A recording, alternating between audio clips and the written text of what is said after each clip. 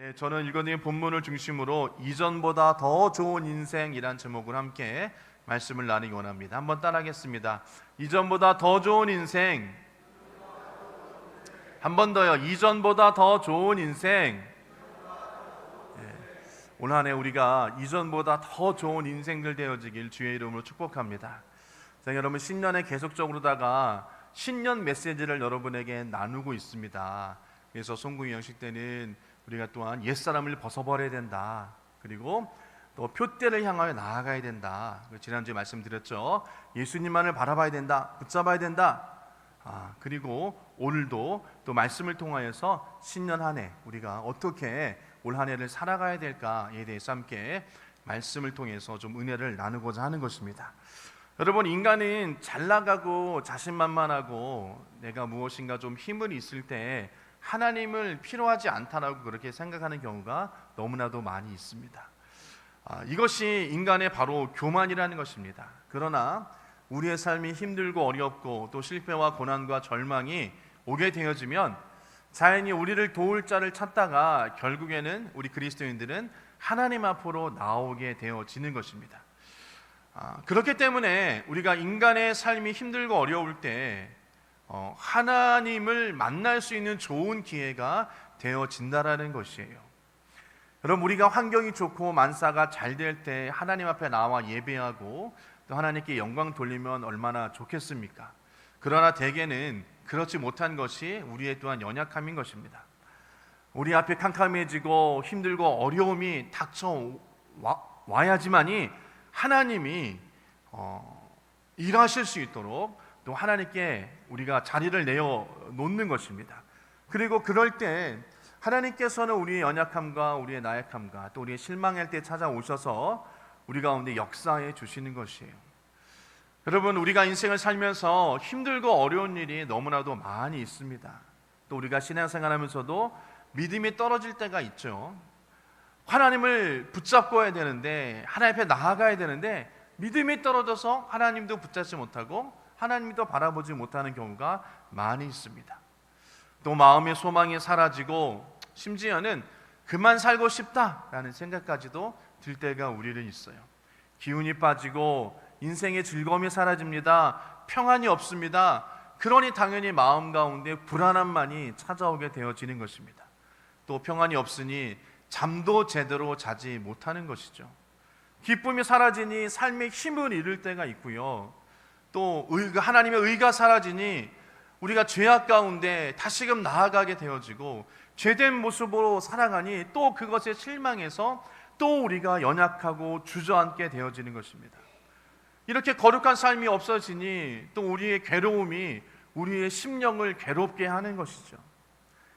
건강하게 삶을 살려고 해도 건강이 회복되지 못하는 경우도 많이 있다는 것입니다.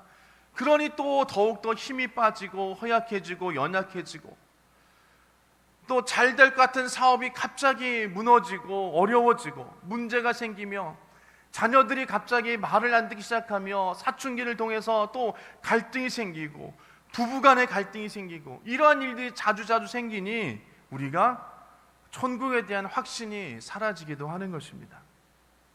마음이 그러니 또 사람이 싫어집니다. 사람 만나는 것도 싫어지고 보기도 싫고 심지어는 이런 이야기도 하죠. 꼴 보기도 싫다. 저 사람 좀 없었으면 좋겠다 라는 이런 악한 마음까지도 우리 생각을 하기도 합니다.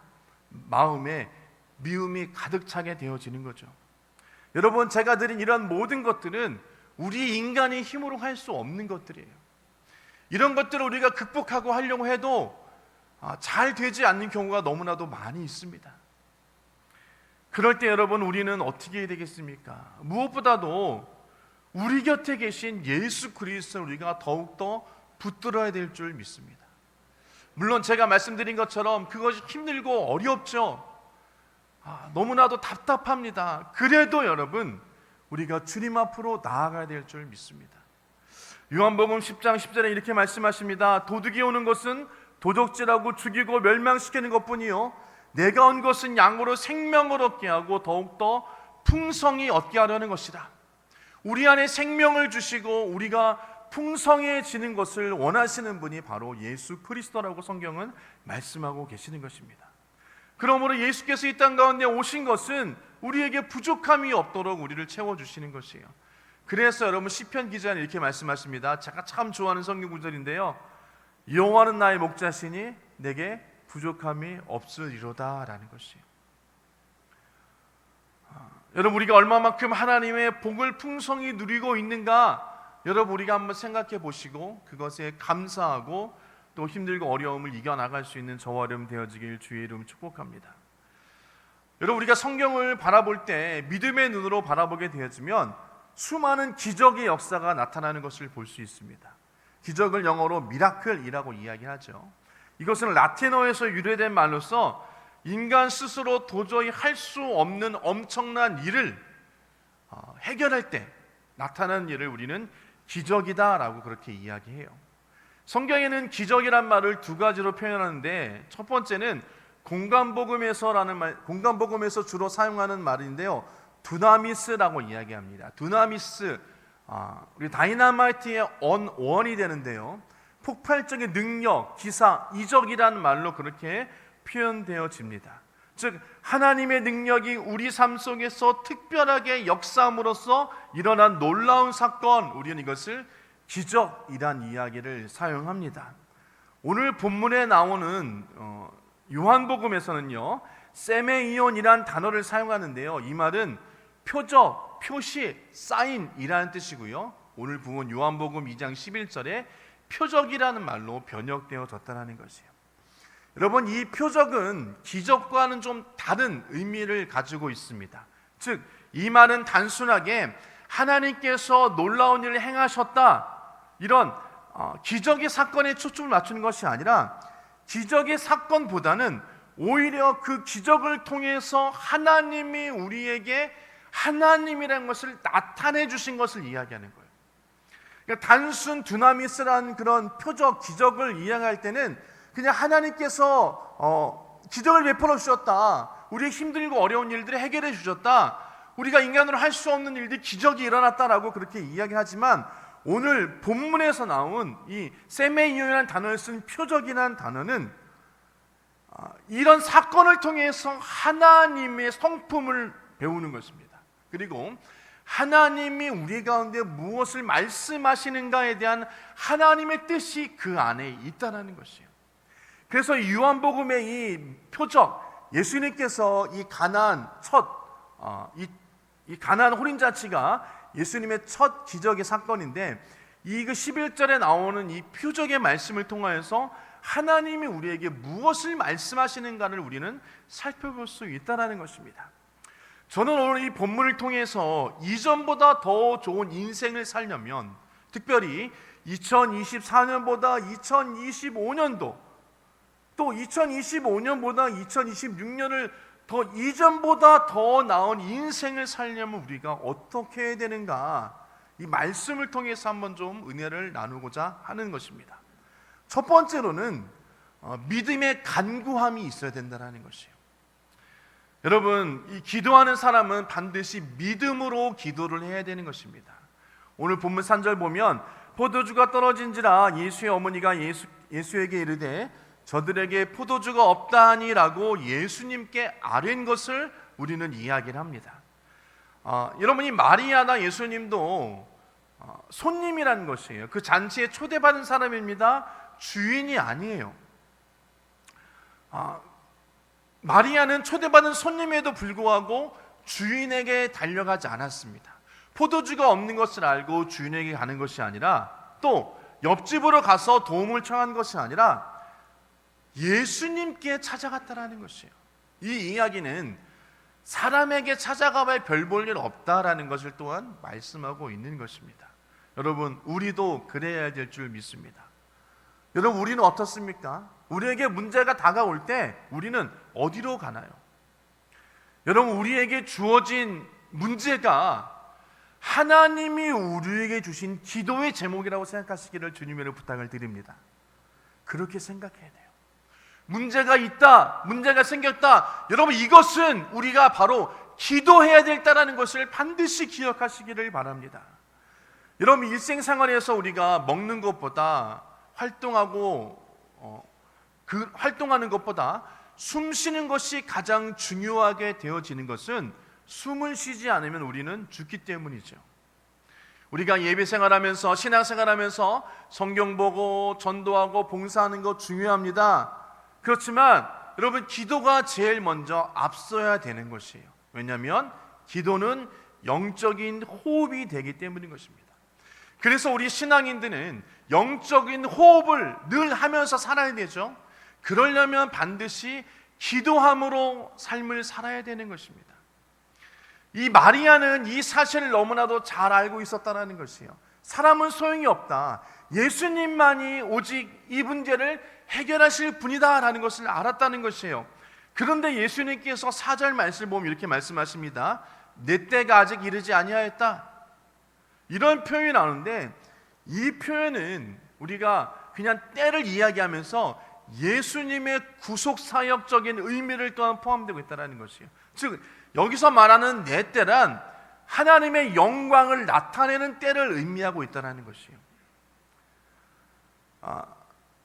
그가 물로 포도주를 만드신 것은 그 혼인잔치에 포도주를 만들어서 준 그런, 어떻게 보면 자선사업가고 단순히 그냥 그 문제를 해결하는 그런 사건이 아니라, 그것을 통하여서 제자들로 하여금 다시금 구원의 역사, 그리고 확실하게 예수를 메시아로 각인시키는 그런 일이 된다라는 것이에요. 거기서 나오는 서두에 말씀드린 것처럼 이 요한복음 11장의 표적이라는 말씀을 통하여서 제자들이 믿게 되었다라고 그렇게 이야기를 하죠. 이것처럼 이 표적의 목적은 제자들이 예수를 믿게 하는 것이고 그 때를 나타내고 있다는 것이에요.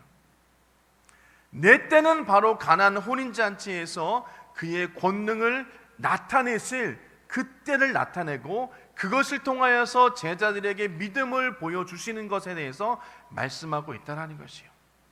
여러분, 그 전에 예수님은 한 번도 기적을 행하지 않았습니다. 그래서 요한복음 2장에 나오는 이 가나안 혼인잔치의 기적을 예수님의 첫 표적이라고 이야기하는 것입니다.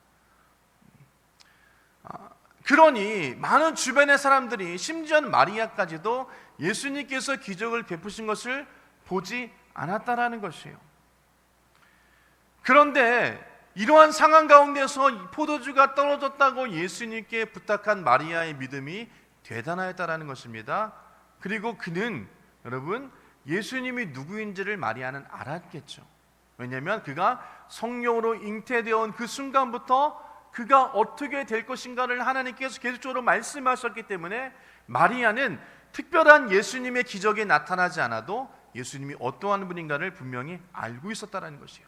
그래서 5절 말씀에 하인들에게 이야기하는 것입니다. 예수님께서 무슨 말씀을 하든지 그대로 하라라고 명령을 내리는 것이에요.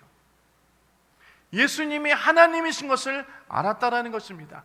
그리고 그분은 그 능력을 능히 행하실 분이라는 것을 그는 확신했다라는 것이에요.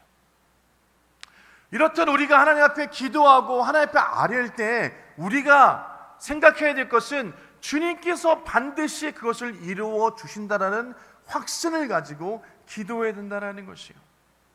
여러분, 기도하는 사람들이 제일 쉽게 범하는 우는 잘못된 점은 기도가 응답되어지지 않는다라는 그런 마음이 생긴다라는 것이에요. 기도 응답이 더디거나, 또는 문제가 해결되지 않거나, 또 내가 원하지 않은 방법으로 뭔가 이루어졌을 때 기도 응답이 되지 않았다라고 생각을 하는 것입니다. 그때 그 마음 가운데 사단이 튼튼하는 것이에요. 야, 하나님이 너 기도 들어주지 않아. 야, 응답이 이렇게 더디어. 너는 이것이 잘못됐나 봐. 그런 마음을 사단이 우리 가운데 준다라는 것입니다. 여러분, 기도하는 것이 중요한 것입니다. 하지만 그것만이 중요한 것이 아니라 우리가 어떠한 마음을 가지고 기도하는가가 더 중요한 것이에요. 기도할 때 우리가 분명히 알아야 될 것은 바로 우리의 기도가 100% 응답되어진다는 것이에요. 여러분, 그것을 믿으십니까? 그런 확신이 우리 가운데 있어야 될 줄 믿습니다. 자, 마가복음에는 이렇게 말씀하십니다. 마가복음 11장에는 내가 진실로 너에게 이르노니 누구든지 이 산더러 들리어 바다에 던지라 하라 하며 그 말하는 것이 이루어진 줄 믿고 마음에 의심하지 아니하면 그대로 되리라. 그러므로 내가 너에게 말하노니 무엇이든지 기도하고 구하는 것은 받은 줄로 믿으라. 그리하면 너에게 그대로 되리라요. 기도하는 것 반드시 응답되어진다라는, 여러분, 그 사실을 우리가 믿고 기도될 줄 믿습니다. 아멘. 또 한 가지 말씀드린 것처럼 여러분, 그 기도 응답이 꼭 내가 원하는 대로 이루어져야지만이 기도 응답이라는 생각을 우리는 빨리 내려놓으셔야 돼요. 여러분, 내 마음대로 하나님을 조종하는 것이 아닙니다. 내 뜻대로 하나님이 일하지 않으세요. 하나님의 뜻과 섭리대로 일하시는 것입니다. 우리가 그것을 인정할 수 있는 그런 믿음이 되어지기를 주님의 이름으로 축원합니다. 할 수 없는 상황 가운데서도, 낙심가는 그 상황 가운데서도 여러분, 성경의 인물들은 기도했습니다. 여러분, 그리고 무엇보다도 기도하면서 주님만을 의지하고 하나님의 은혜를 경험한 것을 우리는 기억해야 될 것입니다. 우리 가운데 어려움이 있습니까? 물질의 문제, 자녀의 문제, 건강의 문제, 사업의 문제든 여러분, 이러한 문제를 다 주님께 맡기고 기도하시길 바랍니다. 그리고 감사함으로 확신하시기 바랍니다. 그러면 오늘 물이 포도주가 된 기적의 역사가 저와 여러분의 삶 가운데서 일어날 줄 믿습니다. 확신을 가지는 저와 여러분 되어지길 주님의 이름으로 축원합니다. 아멘. 둘째는요, 주님 말씀에 순종하는 행동이 있어야 된다는 것입니다. 즉 순종해야 된다는 것이죠. 예수님께서 7절에 말씀하십니다. 비어있는 두세 통이 드는 도랑아리 6에 물을 채우되 아기까지 채우라라고 말씀하셨어요. 여러분, 그 시대에 물이 굉장히 귀한 것이죠. 그리고 포도주가 없고 또 잔치가 사람이 많았다는 거죠. 생각하는 것보다 더 많은 사람이 왔기 때문에 굉장히 잔치가 분주했고 시끌벅적했을 것입니다. 그런데 주인도 아닌 손님 중에 마리아가 하인들에게 이야기를 한 거죠. 또 그리고 예수님께서 이야기하신 것입니다. 두세 통 드는 도랑아리에 6에 물을 아구까지 채워라라고 예수님께서 말씀하신 것이에요. 그리고 더 문제는 8절 말씀에 이제는 떠서 연회장에 갖다 주라라고 하셨다는 것이에요. 주인의 요구가 아닌 손님의 요구로 그런 것들이 이루어진 거죠. 그리고 더 심각한 것은 그 물이, 그 하인들이 조금 전에 갖다 그냥 그 결례 항아리에 그냥 물을 분 것입니다. 그리고 잔치가 한창 흥해 있을 때 물을 갖다 주었을 때 그 물을 통하여서 쏟아지는 비난과 질책을 받는 것은 하인들이죠. 그런데 놀랍게도 8절 하반절 말씀 보면 갖다 주었더니 라고 그들은 순종했다라는 것이에요. 만일 그 하인들이 그 물을 갖다 주지 않았다라면 포도주로 변화되어진 역사는 일어나지 않았을 것입니다. 여러분, 명령을 받은 그 하인들이 순종하기 힘들던 이유가 무엇이냐면요, 첫 번째는 비상식적이었다는 것이에요.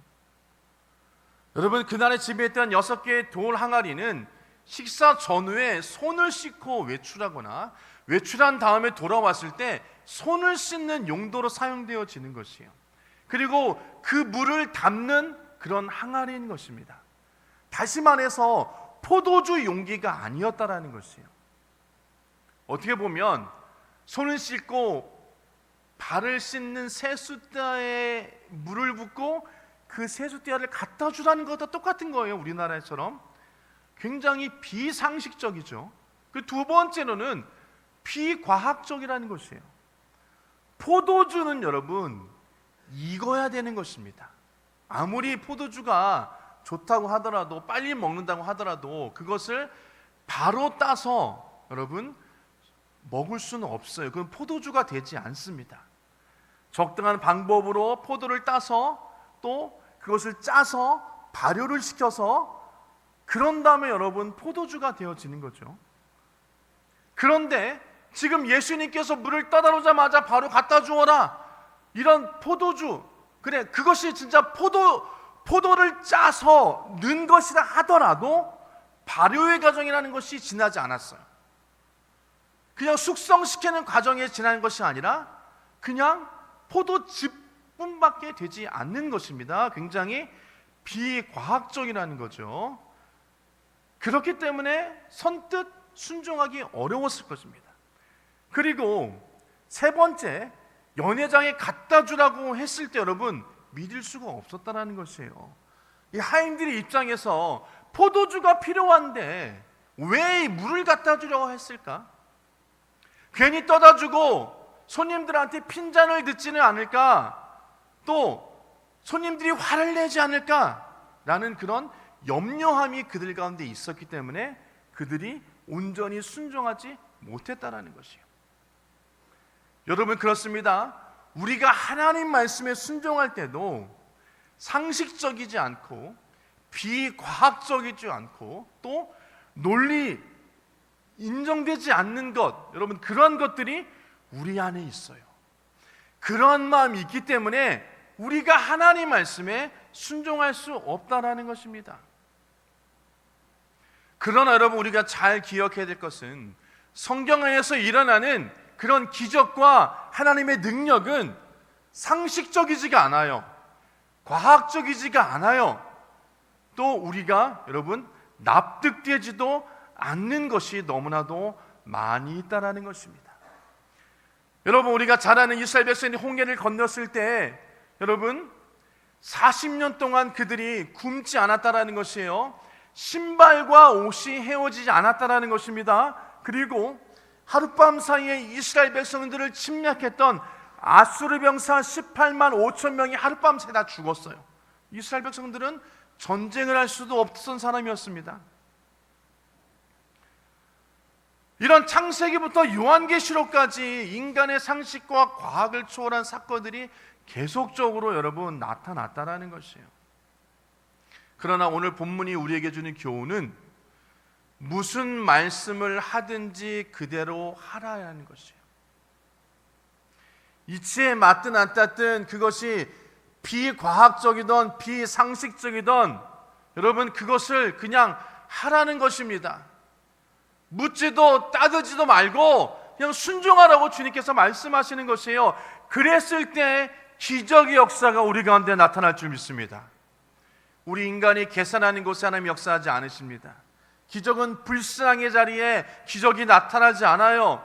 여러분, 마리아의 믿음과 하인의 무조건적인 이 순종이 만났습니다. 시너지를 발휘했습니다. 그랬기 때문에 여러분 한 번도 우리가 경험하지 못한 물이 포도주가 되는 그런 불가능한 것이 역사하고 나타났다라는 것입니다. 하늘의 놀라운 일들이 우리 가운데 나타나게 되어졌다는 것이에요. 여러분, 말씀드리면 창세기 6장에 보면 노아는 잣나무로 방주를 지으라고 했습니다. 산 꼭대기에 방주를 지으라고 했어요. 120년 동안 여러분 온갖 재산과 시간과 노력을 들여서 하나님이 원하시는 방주를 만들었습니다. 쉬운 일이 아니에요. 그러나 성경은 노아가 여호와께서 자기에게 명하신 대로 다 준행하였다라고 기록하고 있습니다. 또 말씀드린 것처럼 출애굽기 14장 보면 여러분 모세와 이스라엘 백성을 쫓아오는 애굽의 군사들을 그 앞에서 홍해가 갈라지라고 여러분 지팡이를 들고 손을 바다 위에 내리고 그것을 갈라지겠다라는 것이요. 이것이 여러분 우리의 상식적으로 과학적으로 증명이 되어집니까? 모세는 믿음으로 바다 위에 손을 들고 그럼 손을 내밀었다라는 것이에요. 여호수아 3장에 보면 이스라엘 백성들이 가나안 성에 입당하는데 요단강이라는 문제를 만났습니다. 여러분 이럴 때 제사장들에게 이르기를 너희가 요단강 물에 이르거든 요단에 발을 담그라라고 했어요. 이스라엘 백성들이 언약궤를 메고 요단 그 강물에 물을 담갔을 때 발을 담갔을 때 요단강 물이 마르기 시작했다는 것입니다. 하나님의 기적이 요단강을 갈랐다는 것이에요. 여러분 사르밧 가부가 엘리야 선지자 앞에 도저히 순종할 수 없는 그 말씀에 그 순종함으로 그 통과 그 기린병이 마르지 아니었다라고 이야기합니다. 히브리서 11장은 우리가 말하는 믿음의 장입니다. 믿음의 선진들이 나옵니다. 아벨, 노아, 에녹, 아브라함, 사라, 이삭, 야곱, 모세. 여러분, 이런 모든 믿음의 조상들이 여러분 그들이 하나님 앞에 기적을 경험했다라는 것이 무엇으로? 믿음으로 나아갔기 때문인 것입니다. 말씀에 순종했기 때문인 것입니다. 그러기에 저와 여러분들이 올 한 해 여러분 순종함에 놀라운 은혜가 있기를 주님의 이름으로 축원합니다. 그랬을 때 여러분 우리가 이전보다 더 나은 인생을 살 수 있다는 것이에요. 말씀에 순종함으로 우리가 그 말씀을 따라갈 수 있는 그런 모습들이 바로 진정한 신앙인의 모습인 것을 기억하시기를 바랍니다. 세 번째로, 그러면은 비낭아리에 우리가 무엇을 채워야 할까요? 이 물 떠온 하인들은 연회장에서 그 물을 떠주고 그 포도주가, 물이 포도주가 되었을 때 굉장히 놀랐을 것이에요. 그리고 감사했을 것입니다. 왜요? 주님이 기적을 베풀어 주셨다는 것을 그들은 경험했기 때문인 것이에요. 여러분, 포도주를 맛본 사람이 더 은혜를 많이 받는 사람일까요? 아니면 물을 떠다 준 하인들이 더 큰 은혜를 받은 사람일까요? 당연히 물 떠온 그 하인들이 더 큰 은혜를 경험한 사람들인 거죠. 자기 손으로 맹물을 떠다 주었는데 그것이 포도주가 되었다는 것이에요. 그리고 오늘 성경에 나온 것처럼 이전보다, 처음 것보다 더 좋은 포도주가 되었다는 것이에요. 이런 기적을 누구보다도 그들은 알았습니다. 경험했습니다. 순종의 역사로 기적을 체험하게 되었다는 것이에요. 여러분, 저와 여러분들도 신앙생활하면서 반드시 이러한 기적의 역사를 체험할 수 있는 저와 여러분 되어질 주의 이름을 축복합니다. 하나님이 역사하시고 일하시고 행하셨던 일들을 경험할 수 있는 자 되길 주의 이름으로 축복합니다. 그러면요 여러분, 우리가 신앙의 힘을 얻을 수 있다는 것입니다. 우리가 교회를 다니고 예수를 믿으면서 믿음의 연약함이 있고 삶에 여러분 연약함이 있고 믿음의 신앙의 힘이 없는 것은 체험하지 않은 신앙이 있기 때문인 것이에요. 우리의 믿음의 체험이 여러분 신앙을 강하게 만드는 것이에요. 하나님의 일하시고 역사하심을 경험하고 그것을 바라보며 믿음으로 나아갈 때, 하나님의 행하신 일들을 우리가 고백할 때 우리의 신앙이 강하고 담대해질 수 있다는 것입니다. 믿음의 실체를 경험하게 되어지는 것이요, 그럼 내 삶이 변화가 일어나는 것입니다. 하나님의 능력이 나타나게 되어지는 것이요, 신앙이 여러분 힘과 탄력을 받게 되어지는 것입니다. 여러분 10절 말씀처럼 말하되 사람마다 먼저 좋은 포도주를 내고 취한 후에 낮은 것을 내거늘 그대는 지금까지 좋은 포도주를 두었더아니라는 것이에요. 여러분, 포도주가 모자는 것을 본 마리아의 안타까움과 예수님의 말씀을 들었을 때의 그 낙담함을, 또 그 모습을 여러분 우리가 생각해 보기를 원합니다. 이것이 우리 인간의 모습인 것입니다. 예수님이 말씀하시는 그 시간의 의미와 기적을 베풀기 위한 순종과 믿음, 그리고 물이 포도주로 변화되는 기적과 축복, 그리고 물로 된 포도주를 맛본 연회장의 기쁨, 이전보다 더 나은 기쁨, 이런 것들이 우리 그리스도인의 삶 가운데 이런 감동과 축복함이 있어야 될 줄 믿습니다. 그러려면 하나님의 일하심을 경험해야 되는 것이에요. 11절 말씀 보면 예수께서 이 표적을 갈릴리 가나에서 행하여 그의 영광을 나타내심에 제자들이 그를 믿느라 라고 이야기했다라는 것이에요. 예수님이 처음 표적을 가나안에서 베풀었을 때 가장 감동을 받은 사람들은 연회장과 잔치에 참여한 사람들일 것입니다. 그리고 두 번째는 자기 영광을 나타내었다는 그런 표현이 있는데, 아무리 좋은 일이 있더라도 여러분 하나님이 영광 받지 않으면 소용이 없다는 것이에요. 하나님이 하신 것을 인정해야 된다는 것이에요. 그리고 제자들이 그를 믿었다라고 이야기합니다. 제자들의 믿음이 생겼다는 것이에요. 여러분, 이 잔치집 마당에 놓여져 있는 도랑아리 6개, 이것을 좀 한 번 더 생각해 보기 원하는데요, 이 빈 항아리에 하인들은 예수님이 필요한 물을 채우신 것이죠. 예수님이 보시기에 가장 합당하고 그때 필요한 것을 갖다 채우라라고 말씀하시는 것이에요. 이 항아리의 모습이 바로 저와 여러분의 모습인 것을 우리는 기억해야 되는 것이에요. 잔치집에 놓여져 있는 항아리는 약 100리터 정도의 물이 들어가는 그런 큰 항아리였다는 것이에요. 여러분, 이 유대 지역은 덥고 습하고 먼지가 많은 곳입니다. 그래서 밖에 나갔다 들어올 때는 항상 손과 발을 씻어야 되는 것이고요. 또 사람들이 양말을 신지 않고 맨발로 샌들을 신고 다니기 때문에 방에 들어갈 때는 이 먼지투성이에 발을 씻어야 돼요. 그리고 음식을 먹을 때도 식사하기 전에 들어오면서 손에 물을 씻어야 된다는 거죠. 성경에 보면 예수님께서 손을 씻지 않고 음식을 먹었다가 바리새인들과 서기관들이 어찌하여 저 사람은 부정한 손으로 음식을 먹느냐, 부정한 것이 입에 들어가냐라고 비난받았을 정도로 이 결례 항아리, 결례라는 얘기는 그 풍습이라는 거죠. 그 손발을 씻고 들어가는 것이 그 시대에 반드시 있어야 된다는 것이에요. 그래서 이스라엘 문 앞에는, 집 문 앞에는 항상 이 물통이 있었다는 것이에요. 얼마나 많은 손님이 오길래 이 통을 6개나 준비했다는 것입니까? 물이 많이 담긴 항아리는 주인과 손님에게 굉장히 유익을 주지만 빈 항아리는 오히려 자리를 차지하고 쓸데없는 것이 되어지는 거죠. 물 외에, 오늘 예수님께서 물을 채우라고 말씀하셨는데 물 외에 다른 것이 채워져 있다면 그 항아리는 쓸모가 없는 항아리가 되어지는 거고 쓸 수 없는 항아리가 되어지는 거죠.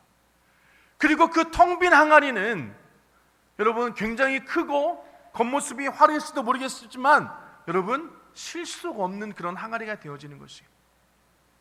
아무리 멋있게 보인다 할지라도, 아무리 크고 좋게 보인다 할지라도 그 안에 무엇이 담겨져 있느냐에 따라서 그 항아리의 쓰임새는 달라지게 되어지는 것이에요. 우리도 마찬가지입니다. 우리의 겉모습이 너무 화려하다라고, 우리의 지금 신앙의 모습들이 지금 있다라고 우리가 믿음으로 가득 차 있는가 한번 생각해 봐야 돼요. 혹여나 우리가 하나님 앞에서 예배드리고 하나님 앞에 신앙생활 하는데 우리 안에 빈 항아리의 모습이 그냥 있지 않는가? 하나님이 원하시는 대로 우리의 빈 항아리에 여러분 하나님 원하신 것이 가득 차야 되는데 아무것도 없어요. 주님께서 일꾼에게 명하셨습니다. 그 빈 항아리에 물을 가득 채워라. 일꾼들은 열심히 물을 갖다 채웠겠죠. 여러분, 결국에는 일꾼들만이 주님의 기적을 직접적으로 체험할 수 있는 복을 얻었죠. 여러분, 베드로가 주님 말씀에 의지하여서 그물을 내렸을 때 엄청난 복을 받았다고 저는 기록합니다. 말씀에 순종하는 믿음, 여러분 이것이, 그리고 그것을 주님이 원하시는 것을 그 안에 채웠을 때 놀라운 하나님의 기적의 역사가 나타나는 것이에요. 그리고 그것을 통하여서 은혜와 감사가 생겨나게 되어진다는 거죠. 여러분, 빈 항아리가 채워졌긴 채워졌는데 또 무엇을 채웠냐도 굉장히 중요하겠죠. 여러분, 우리의 인생의 항아리 무엇을 채우고 있습니까? 세상적인 물질과 권세와 정욕으로 우리가 채우고 있습니까? 욕망, 불만, 시기, 질투, 허영, 위선, 죄악의 모습으로 채워져 있습니까? 아니면 하나님의 사랑으로 채워져 있습니까? 믿음, 칭찬, 겸손, 섬김, 희생, 근면, 감사, 기쁨, 여러분 이러한 것들이 채워져 있습니까? 우리의 모습이 과연 지금 무엇으로 채워져 있는가를 우리는 살펴봐야 돼요. 혹여나 우리 안에 죄악된 것들이 채워져 있다면 그것을 비워야 됩니다. 시기를 비워야 되고 욕망, 불만, 질투, 사기, 허영, 죄악된 모습을 다 비워야 돼요. 그래서 주님이 원하시는 그런 모습을 우리 안에 채워야 되는 것입니다. 겸손, 섬김, 희생, 근면, 감사, 기쁨, 이런 것들을 채우라고 주님은 우리 가운데 말씀하고 계시는 것이에요. 여러분, 예배서 5장 18절에 말씀하십니다. 술 취하지 말라. 이는 방탕한 것이니 오직 성령으로 충만함을 받으라. 우리가 여러분 한 해 동안 무엇을 채우겠습니까? 성령으로 충만함을 받아야 돼요. 여러분, 항아리에 물이 가득 차 있으나 그 집에 물이 필요한 것이 아니에요. 포도주가 필요한 것입니다. 물은 맛도 없습니다. 냄새도 없습니다. 색깔도 없습니다. 여러분, 우리 신앙이 이렇게 물에 물 탄 듯 이런 신앙을 내가려서는 안 되라는 것이요. 열정도 없고 열심도 없고 그냥 그렇듯 이렇듯 저렇듯 이런들 어떠하니 저런들 어떠하니 이런 신앙생활이 되면 안 된다는 것입니다. 그냥 우리가 성경을 가지고 여러분 교회에 그냥 왔다 갔다 이런 사람이 되어서는 안 되라는 것이에요. 예수의 향기를 발해야 되고 빛을 비춰야 되고 맛을 내야 되는데 빛이 없고 맛이 없고 여러분 이런 맹물 같은 신앙생활에서는 안 된다는 것입니다. 여러분, 우리가 마지못해 교회 다니고 있지 않은가, 또 은혜가 뭔지 성령이 뭔지 은사가 뭔지 기쁨이 뭔지 구원이 뭔지 하나님의 복이 또 감사가 뭔지 하나님이 우리에게 주신 행복이 무엇인지 이것도 아무것도 알지 못하는 그런 맹물적인 그런 신앙생활에서는 안 된다는 것이에요. 예수 안에서 기쁨이 무엇인지 구원이 무엇인지 복음이 무엇인지 예수 안에 사랑이 무엇인지 예수가 주는 소망이 무엇인지 예수와 함께하는 기쁨이 무엇인지를 우리는 경험하고 그것을 맛보며 그것을 가지고 신앙생활을 할 때에 여러분 물이 포도주가 되어지는 기적의 역사가 우리 삶 가운데 나타날 줄 믿습니다. 그냥 그 물 항아리가 포도주 담긴 항아리가 되어지는 것이에요. 잔치집에 쓸모없는 그 항아리가 그 안에 포도주가 가득 차서 잔치집에 없어서는 안 될 귀중한 항아리가 되어진다는 것을 기억하시기를 주의 이름으로 축원합니다. 우리 안에 하나님이 원하시고 하나님이 바라시고 하나님이 기뻐하시는 것으로 채울 수 있는 그런 저활em 되어지기를 주님의 이름으로 축원합니다. 말씀을 정리하도록 하겠습니다. 여러분, 연회장은 더욱더 기쁨이 넘쳤다는 것이에요. 더욱더 맛 좋은 포도주를 그들이 경험하고 더욱더 기쁨으로 나아갔다는 것입니다. 이전보다는 더 큰 기쁨을 가지고 그들이 나아갔다는 것이에요. 왜요? 여러분, 포도주가 모자랐던 절망의 상황 가운데서 그것이 바뀌어서 포도주가 더 질 좋은 포도주로 충만되어졌고 맛 좋은 포도주가 그 잔치에 참여한 사람들에게 제공되었기 때문인 것입니다. 결국에 여러분, 말씀드린 것처럼 잔치집에서 제일 은혜 받고 기적을 경험한 사람은 바로 하인들일 것입니다. 그런 하인들이 받았던 그 은혜를 저와 여러분들이 올 한해 받기를 주님의 이름으로 축원합니다. 하늘에 신령한 것, 이 땅에 기름진 것, 하나님이 함께 하실 말미암아 나에게 주신 은혜, 기쁨, 소망, 감사함, 이런 것을 가지고 나아갈 때 우리가 변화되어진 인생을 살게 되어질 것이며 이전보다 더 좋은 인생이 되어진다는 것을 반드시 기억하시기를 주의 이름으로 축원합니다. 여러분, 지금 우리 가운데 하나님의 기적이 필요합니다. 오늘도 많은 문제가 가운데 어려움을 가진 성도님들 계십니다. 여러분, 이럴 때일수록 우리는 하나님 앞으로 나아가야 되는 것이에요. 믿음으로 기도하며 나아가며